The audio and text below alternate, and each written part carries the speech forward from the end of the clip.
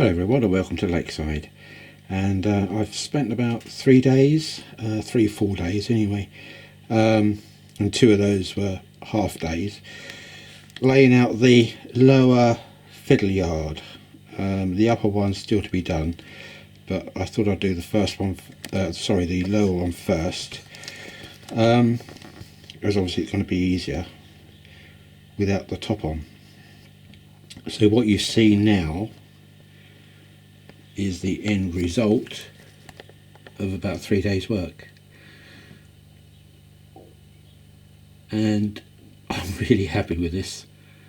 When I think I've got this again above here, there's going to be ample room, absolutely ample room.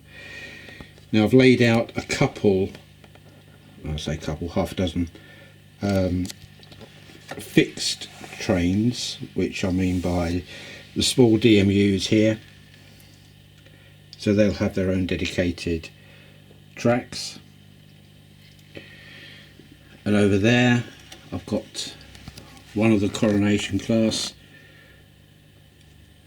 sitting over there, and behind that I've got the Brighton Burl and the class 24 with the camera, and there's all those tracks there free yet. Now this is not, I'm not saying this is where they will end up.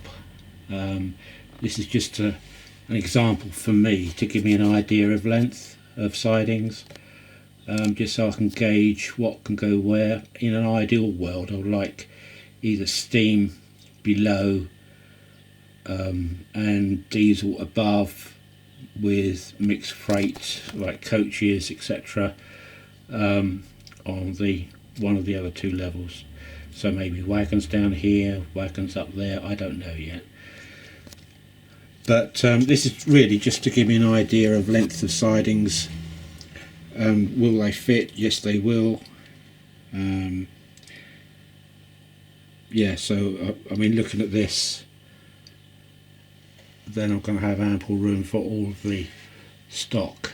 Difficult to tell yet, but I'm pretty sure I have. When I think I can almost double that, probably more, because there's quite a bit of room in between the spacings here, which is on purpose. The one above will probably be tighter than those. So yeah, I think I can get away with the majority of stock I'd want to keep, and it's basically all of it really. There's only one thing I really don't mind getting rid of, and that's the Pendolino. I'm really not bothered about that going. So that's how it's looking at the moment.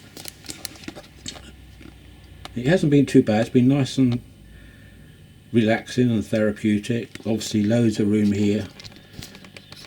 I know a few people said, oh, it's going to be tight. No, it wasn't. Because I knew how it was going to be built, it's difficult for people to appreciate unless you're on site and you're inside my head knowing what I'm going to do. Then it's difficult to ascertain really, and think there's going to be a tight room. That goes with many things. Because you're not on site and because you don't know actually what I'm going to be doing, then it might look impossible or hard to do, where in actual fact I found this very, very therapeutic. It was a good 3 days work of real enjoyment doing this. Really enjoyed myself, and it works. So what you've got is obviously the sidings all going round, but this track here where my finger is the loop, and I wanted to keep that clear of any sidings apart from one or two down the bottom. So all these are sidings along with this one here. So what in actual fact you've got is a central piece of track, which is the loop going back to over there and running up the side, which is clean. I want to keep that clean. And then spurring off this one here at the top with a point, is all the track work for that side of the loop, and this one all over there are the other sidings. So I've got nothing apart from 1 or 2 points down there which are supplying the route in for this side, and a point up here for the route in for that side. So this is the passing loop, or it's not passing loop, the reverse loop track here. So let's take you down to the other end, if I can get off my knees once again.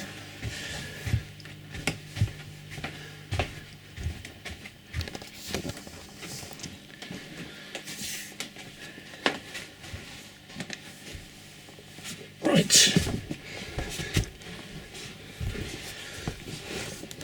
So I've got a load of rubbish on the floor where I've been working with tools and stuff, but hey, that's what happens. So this point here, as per my previous video, is really the key point, this one, because this is the point which controls the reverse loop. And the way it works is that at this end it's joined to the normal track here, which comes basically from the tunnel around the helix, and then you have 4 isolation rail joiners excuse me, and then power down from here, my finger there, so power down through the baseboard and onto, where is it? There it is, the frog juicer. And so all it is power in to the one side here, just there, and then this wire goes up to the main bus for the track, and then that just sorts everything out. So what you have is, I think I'm on here. No.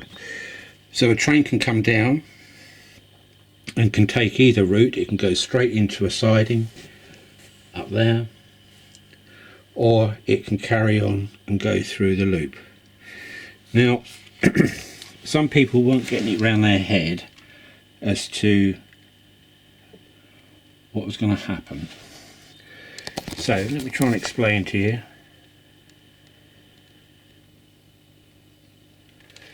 If I can get my blimmin' controller to work.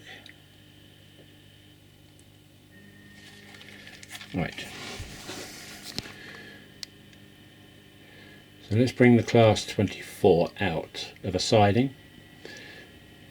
Now I've done it so that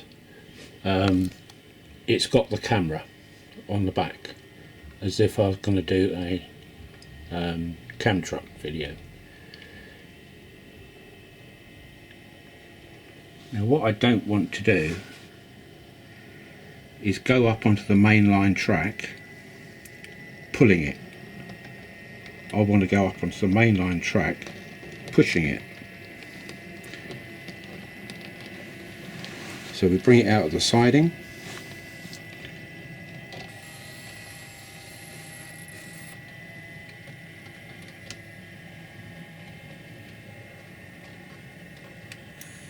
and we stop it, and we change a couple of points so that it goes up the loop.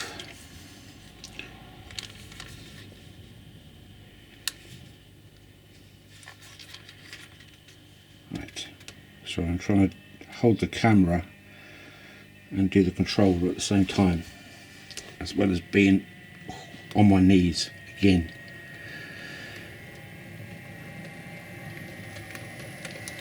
Now as soon as it goes over that point, I can then change that back so that when it comes through, the point is correct for it.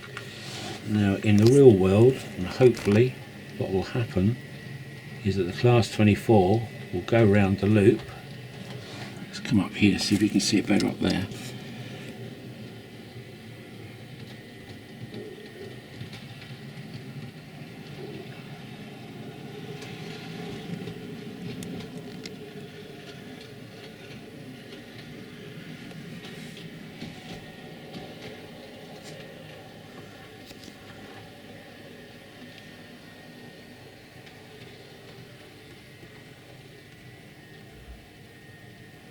And now you can see that it's facing the right way to go up onto the track. So I'm going to be pushing it here all the way up through the tunnel, and it's facing the right way for me to do a, let's break that. So it's facing the right way now for me to do a cam truck video. And that was the reason why I wanted this reverse loop in. And I know some people found it difficult to understand why that was. They couldn't get their head around that if it came down one way it would go out the same way. No, it doesn't. So that's worked perfectly for me. That's exactly what I wanted. So I can come out of here and bring in a loco, and if it's not facing the right way, like the Coronation there, if that came down the wrong way, because it was on the outer track, it would actually come down coach first, and which is fine, that's the way it would be.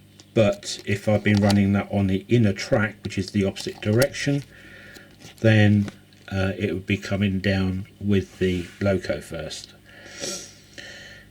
Which gives me a chance to bring it down here, loco first, bring it round, all the way around the loop, bring it back, and then reverse it back into his dedicated track and park it up, ready for the next time.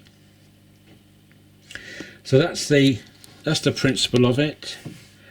I've got one of my HST over there, the yellow one, the banana, and I've put that over there to give me an idea of length. That's a 5 car, I think it's 5. 1, 2, 3, 4, 5. That's a 5 car, or 5 coach plus the trailer car and the leading car. And that fits in there absolutely fine. I've got my Virgin and Grand Centrals, they are 6 car, and they fit on here, no problem. So yeah, it's looking good. So I say that these are only on here purely for an idea to give me what will fit and what won't fit, what I need to increase when I come to do the upper level. So this is working out nicely for me. It's giving me a good idea. Now underneath here, on this level and on the next level, I will have in the center, just there, I will have 2 cameras up here, one pointing this way, one pointing that way, so that I will end up with 4 cameras, one there, one there, one there, one there. Because you remember there's going to be obviously a platform here for the upper level to sit on. So 4 cameras, and they will be displayed on, I've got a nice big monitor up the top there, 32 inch I think it is. So I'll be able to see what's happening down here, whether I pick the right loco, etc. What else to say? Oh yes, very importantly, what's very handy, and my dear friend Reinhard pointed it out to me, that because I've got the insulators here for the track, the 4 rail joiners, because they're insulated, what he suggested was that when this is not in use, because really all I'm going to be using this for is to get stock up and stock down. After that I won't be using it. So what I was a little bit concerned about was that there's going to be all this track with a whole load of locos sitting on it, all with decoders, and they're all getting power all the time. However, because that juicer there, the frog juicer, relies on power coming in with 2 wires, what I can do, or what I will do, is fit a switch in line with this to go on my control panel, and I can then switch that off isolate this completely so there's no power going to any of this lot from here on, only down to here, and there won't be any locos obviously sitting on the helix. So any locos here won't have any power going to them until obviously I switch the switch back over. So that's another thing sorted. I've got to do it, but at least I know that that's easily done now. Because it is the it's that juicer which supplies the power to all this lot. So I can isolate that. What else? Can't think of anything else. I was going to do a running session with bringing a loco up from here up through the tunnel round there, but you know what, I'm just so, it's now 6:15 and I really need to go in. But what I will do another video during the week, and hopefully I can do that then, plus a cam truck video too. But I just thought I'd show you an update of how this is looking so far. If I bring the camera in,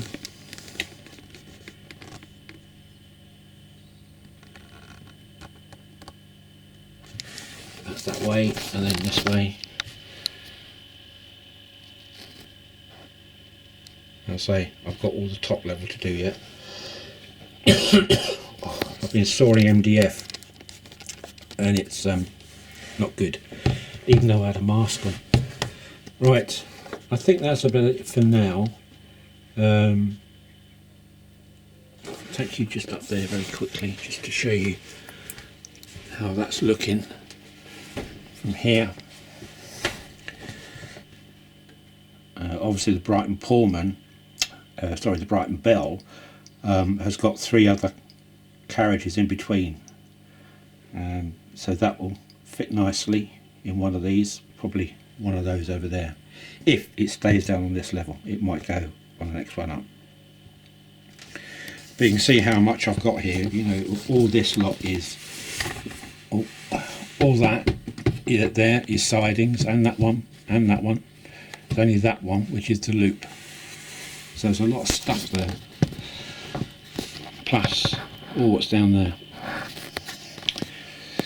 Good, okay, well I hope that's given you some idea, and if you're still not sure about what's going on, then just ask, but hopefully I've made that clear for you. You know, this is not the be all and end all of all helixes and fiddle yards, of course it isn't, but I've got to make do with what I've got available to me. Space, money for the track, everything. Yeah, yes, I wish I had 34-foot lofts so that I could have loads and loads and loads of space, but I haven't. I've got 16 feet and I've got to do the best I can with it. And this, what I've done here with the external elongated helix and this kind of fiddle yard is really about the best I can do, I think. I'm happy with it, and really I guess that's the main thing.